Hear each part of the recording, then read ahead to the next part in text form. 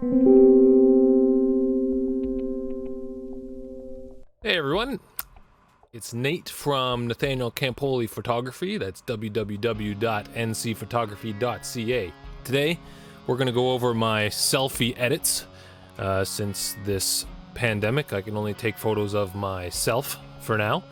Doors are back open for headshot clients, so if you know anybody in the Ottawa area, send them over my way.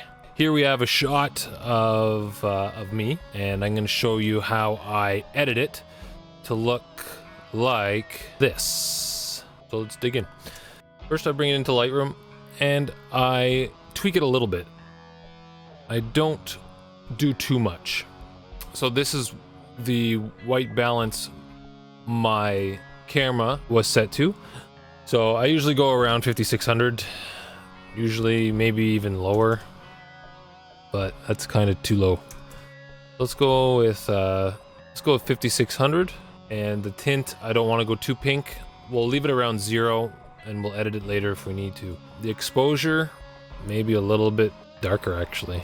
Yeah, let's go to -20.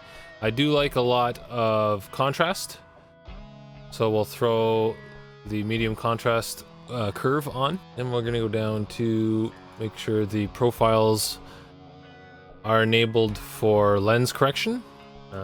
So yeah, I don't really touch much the highlights. I try not to take away my highlights. I don't want to toast them too much, so we can see what the highlights do. It just doesn't give me that, doesn't show me that light. So let's go minus maybe 10. It's decent enough.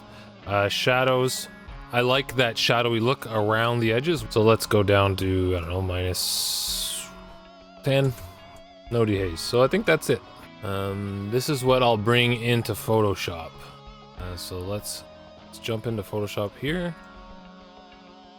In Photoshop, I clean up the marks and blemishes two different ways, depending. For very small, like details, I'll just use the spot healing brush. So stuff like my unibrow hairs, for example, I will go in there and just get rid of them with a very small brush, because when we zoom out, those won't be visible anymore. So I'll do that. I'll clean up my little hairs here, and then we'll check out the other way I do it as well. Okay, so I've cleaned up quite a bit of my unibrow. It's not too bad. Oh, and this, my Campoli eyebrow hair. Everyone has this in my family. I don't know why, but we can get rid of that pretty easily. I just shaved my head, so my head is really red. It's got reddish color to it. Here, I bite my lip a lot, so we'll clean that up as well. We'll clean that up. I usually clean up any hairs that really take my attention off my eyes and my face. So, like these ones that are in the middle of my cheek, I'll clean up. The point is to bring attention to the eyes and the face for a headshot. Whenever your eyes start wandering to the shirt, you know, to a lip bite or a dark patch on the skin or something like that, then I'm not doing my job properly. I've got to get the viewer to lock in on the eyes. We do that by getting rid of any distractions, which is hairs poking out places that look weird, patches of skin like you can see here, stuff like that.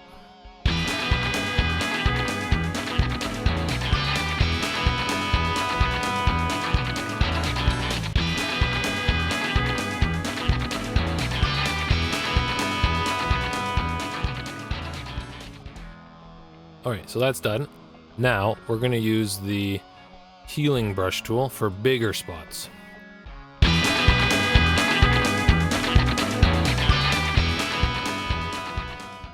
My lip scar, which I bite a lot. We can just go over that real quick. Or a patch, you can use a patch too. I'll try the patch. There we go, patch did it better. Got a little white spot here. Patched over. Boom. Patch tool to the rescue. Alright.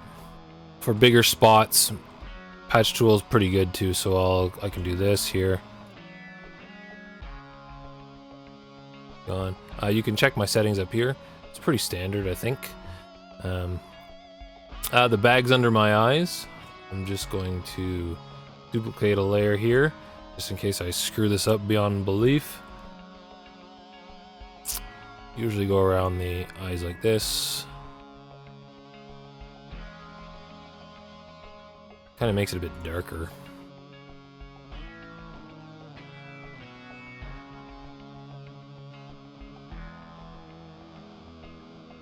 And you can see how it copies that, and then you can go in and get rid of that as well. See? Get rid of that. And then you can go before and after. Pretty good. You can see how it doubles up my hair over here. We can get rid of that as well. Not bad. And then you can check out the before and after. Not bad. Not bad. I'm just going to go through, make sure I didn't forget anything. Maybe this garbage here we can get rid of.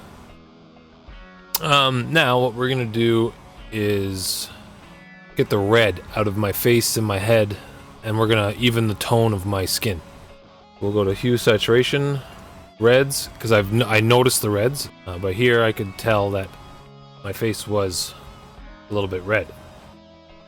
So we're going to narrow this up a bit, just to get into that red area. So we can move it around until you can tell where Photoshop is telling me my face is more red in spots. And I did notice it up on my head and my cheek, my eyelids, and definitely my nose. So that looks pretty good to me. We're gonna keep it there. And I don't want to change my lip color, so we're gonna erase the lips. So that's pretty good. It even got my neck, which I did notice as well, so we're gonna keep that. And with a calibrated monitor, of course, your eyes can tell when it's gonna start looking normal again, okay?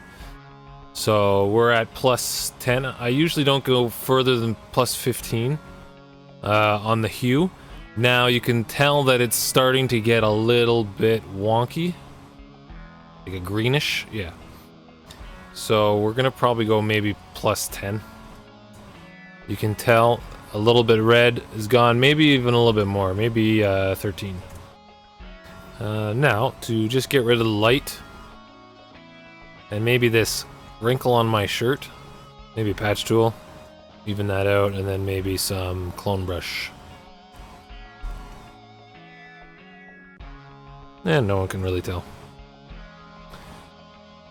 Then I'll crop that out. What I like to do is get even on the eyes. Get the eyes even.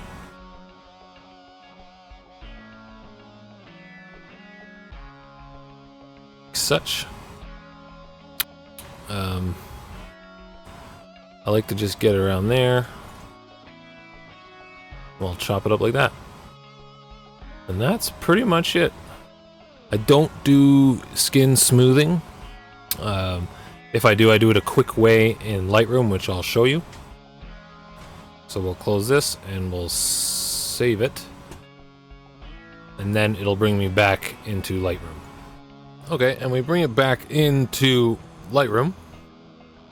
And we'll compare how close I got to my last edit. There it is. It's pretty close. The crop is a bit closer. I don't think I like it. I like this one more. So you would just play with the crop. How I would smoothen my skin. I think this is preference, really. I don't soften skin.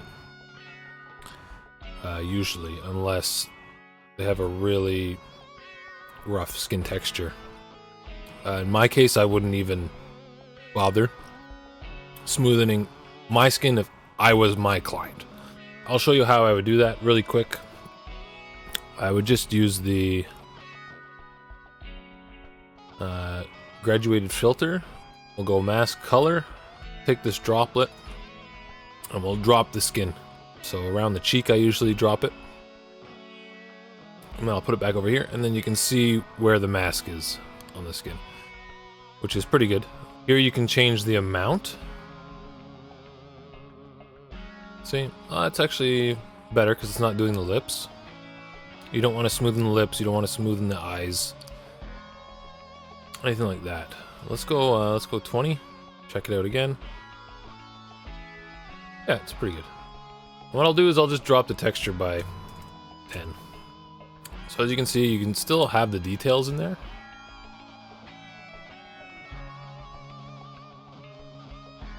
And there it is. Okay, and that's it. That's how I currently edit my headshots. I'm by no means saying that's the only way to edit headshots. It's definitely not. I know I've still got some stuff to learn, but I'm very happy with the look of this. And that's how I do it. In a couple of weeks I might change it.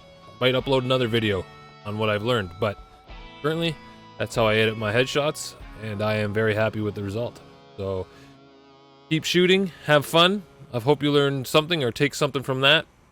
And yeah, peace.